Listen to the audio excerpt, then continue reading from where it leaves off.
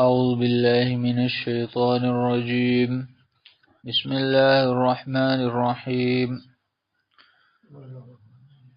سورة الفجر په شروع کې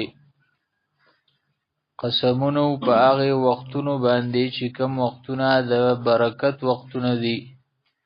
چې کوم وختونه د فضیلت وختونه دي. په دې کې اولنې وختو د فجر وخت، کوم وخت چې شپه ختمیږي او د ورځې رڼا شروع کیږي،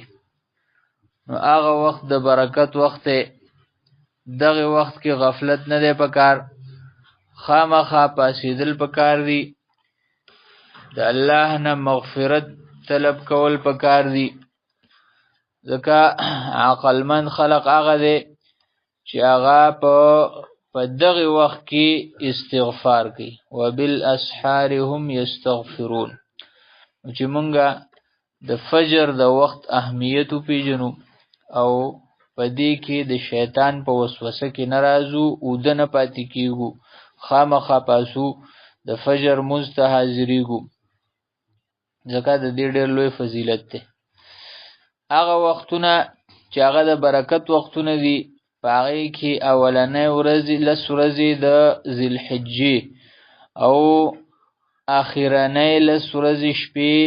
د رمضان المبارک. دغه ورځې شپې دا مونږه قیمتي کو، په دې کې عملونه ډیر کو، دا یو قسم له سیزن وګڼو. عقلمند خلق چې دی هغه د برکت وخت هغې له اهمیت ورکوي، چې په هغې کې عمل ډیر وشي او عمل لږ وشي او اجر پې ډیر میلاویږي. نو د دغه ورځو مونږه به طور خاص خیال ساتو او د الله د قدرت په نښو کې غور او فکر کو، ځکه الله عقل راکړی دی دپاره دی چې مونږ د الله قدرتونه وینو او په هغې سره د الله معرفت مونږ ته حاصلېږي، مونږ خپل رب پیژنو. په هغې سره انسان چې کله دی د رب نه غافله شي، نو دی بیا ځان رب ګڼي، خپل جسمانی طاقت باندې فخر کوي، غرور کوي، یا په خپل ذهني صلاحیت باندې فخر کوي، غرور کوي، یا په خپل حکومت باندې تکبر کوي. نه داسې د 3 قومونو ذکر کړو چې هغوی الله هلاک کړي دي په دنیا کې، او په هغوی باندې په دنیا کې د الله عذاب مسلط شوی دی. نورو انسانانو ته د دې خبرې تلقین دی او تعلیم دی چې انسان له ندی پکار چې د خپل رب نه غافل شي او دنیاوي اسباب، دنیاوي مال او حال او دنیاوي صلاحیتونه د ځان دپاره رب جوړ کړي. د دې خبرې نه ځان ساتل پکار دي. په طور خاص د مکی والو دپاره د فرعونیانو ذکر وکړو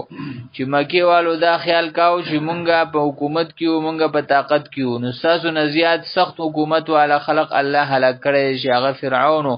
فرعون داسې حکومت و چې د هیڅ چا دا خیال نه و چې د حکومت به زایل شي، ځکه لوی لوی فوجونه ورسره ډېر غټه محنت یې کړی په خپل حکومت باندې، او داسې ښکارېده چې دا د په ځمکه باندې یو قسم له میخونه ټک وهلي. وفرعون ذي الاوتاد، حکومت یې ځان له ډېر زیات مضبوط کړی او د هغې باوجود الله هلاک کړو. فصب علیهم ربک صوت عذاب. الله رب العزت پې د عذاب کوړه راولېږله او هغه یې پې مسلط کړه. او په دې کې دې خبرې طرف ته اشاره ده چې دا د دنیا عذاب او د دنیا عذاب د آخرت د عذاب په مقابله کې ډېر کمزوری او ډېر سپک دی. نو پکار دا ده چې انسان د آخرت د عذاب نه د بچ کېدو دپاره فکرمند شي. او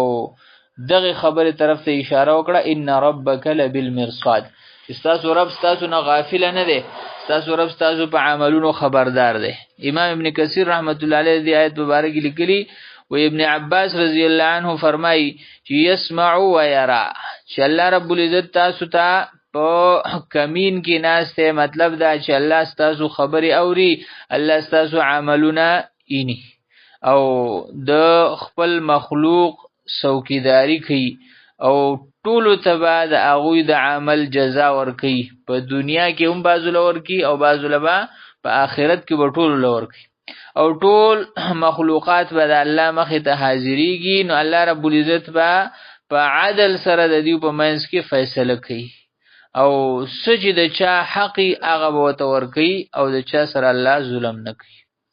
بیا فاما الانسان اذا ما ابتلاه ربه په آیت نمبر 15 کې د کافر یو خاص خوی ذکر کړو چې د دې خوی نه پکار د چې انسانان د مسلمانان تزان وساتي او هغه سو چې دی کافر چې د سره د دنیا مال او حالي او د سره دنیا سیوای، نو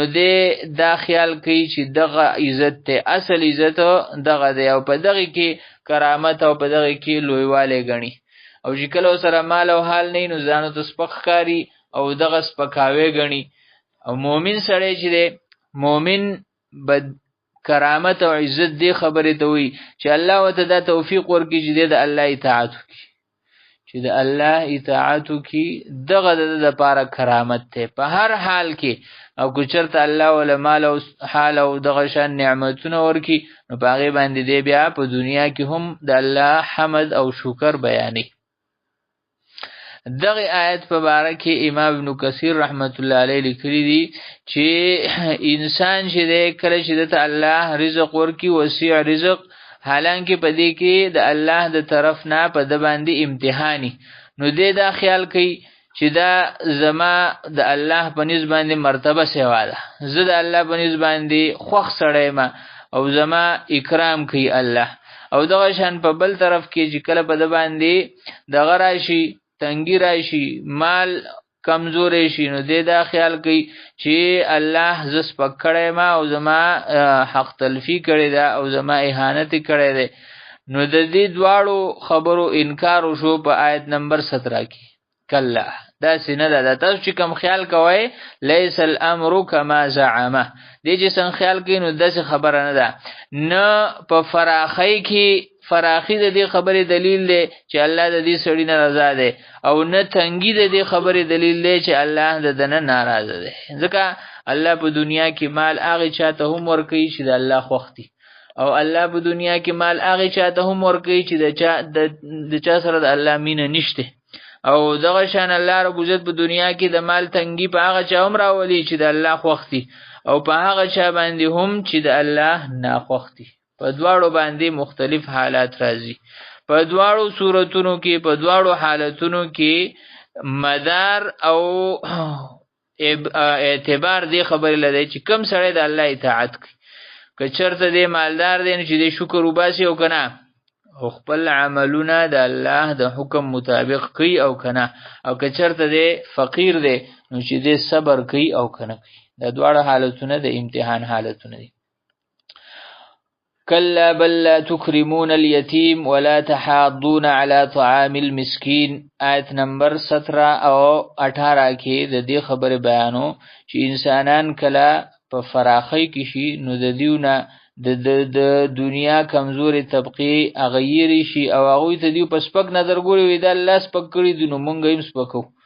د دې خبره انکار او په دې آیتونو کې دا ستاسو د پاره موقع ده، غنیمت ته د خپل مال او د خپل نعمتونو د شکر ادا کولو ځای دی دغه، نو د دیو اکرام پکار دی. تاسو دیو اکرام نه کوئ، تاسو دیو عزت نه کوئ، دیو ته خوراک نه ورکوئ، په دې باندې خلقو ته د دې خبرې دعوت نه ورکوئ. نو پکار دی چې مونږه د یتیمانو په معاشره کې چې کم یتیمان دي د هغې خیال ساتو، په معاشره کې چې کم مساکین دي د هغې خیال ساتو، د هغوی قدر کو، د هغوی عزت کو، سپک ورته نه ګورو، بدې ردې ورته نه وایو، هغوی شړونه هغوی رټونه، بلکې د هغوی خیال ساتو. وتأکلون التراث اکلا لما کې بطور خاص د مال سره د مینې یو صورت ذکر شو چې هغه د وراثت مال خوړل دي ناحقه بېځایه. د یو کس رونه او خویندې هغه د په اختیار کې دی او د هغوی مال په خپل زور او په خپل زبردستی باندې خوري، دا ناکار عمل دی. دا د مال مینه ده. تحبون المال حبا جمه، د مال سره مینه ده، نو د مال د مینې نه راوتل پکار دي. د کم شي وارثان دي حقدار، نو هغوی ته خپل حق رسول پکار دي. او دغه شان د مال د مینې کمولو یو ذریعه دا ده وخت په وخت سړی د خپل مال نه صدقه وباسي صرف او صرف زکات ته نه کینی بلکې صدقات د خپل مال نه ورکړي چې په دې سره د مال د امینه د پزړه کې کمیږي هغه شان د په یوم اذ یتذکر الانسان وان له الذکر کې د دې خبره بیانو آیت نمبر 23 کې چې انسان بعد قیامت پر ورځ خپل ټول عملونه بد ترایات دی برایات کې چې ما کم عملونه کم سما کړی دی په دنیا کې نو دی بیا په هغه باندې حسرت او ندامت کوي او ارمان وکړي کاش چې ما هغه وخت قیمتي کړی وي چې ما د دلته ځان د پر عمل را لېګلې هر سړی به په دغه وخت کې افسوس کوي که کم سړی ګناګارو په دنیا کې نو دی به په دې خبره افسوس کوي چې ما ولې ګناه کړی دی او کنه یو سړی په دنیا کې نیکی کړی دی نو به په دې خبره افسوس کوي چې ما دا نیکی کمې ولې کړی دی زیات ټیم مې دی نه کوله ولې نه ورکا نو چې مونږه د خپل وختونه د ژوند داوا د ژوند ډېر قیمتي دی په دې باندې ډېر لوی د ژوند مدار دی نو چې دا مونږه قیمتي کو او دې له اهمیت ورکو یا ایتها النفس المطمئنه کې د دې خبره بیانو چې بعض خلق د سړي چې هغه مطمئن دي بعض خلق د هغه زړه په قلاري او هغه بعد الله خاص بندګانی نو چې موږ په دنیا کې د الله په دین باندې خپل ځان مطمئن کو او دا الفاظ اکثر دا اذکار وایو رضیت بالله رب زرزایما په الله باندې چې زما رب دی او بالاسلام دین او په اسلام باندې چې دا زما دین دی او بمحمد صلی الله علیه وسلم نبی و رسول نبی رسول ابو محمد صلی الله علیه وسلم باندې چې زما نبی او رسول دی دا شان یا ایتها النفس المطمئنه ارجعي الى ربك راضيه مرضيه خپل رب طرف ته واپس راضي او ستانه رضا پر د رضای په حالت کې نو چې مونږه د الله نه غواړو یا الله ته مونږ ته حسن خاتمه نصیب کړي داسې وخت کې مونږ ته مرګ راولي چې مونږ مسلمانان یو چې ته زمونږ نه رضای چې مونږ په حالت د ایمان کې د آخري وخت د غوري وروالی او د خپلوالی د دې خبره دعا مونږه په خپل دعاګانو کې شامل سبحانك اللهم وبحمدك نشهد أن لا إله إلا أنت نستغفرك ونتوب إليك وصلى الله تعالى على خير خلقه محمد وآله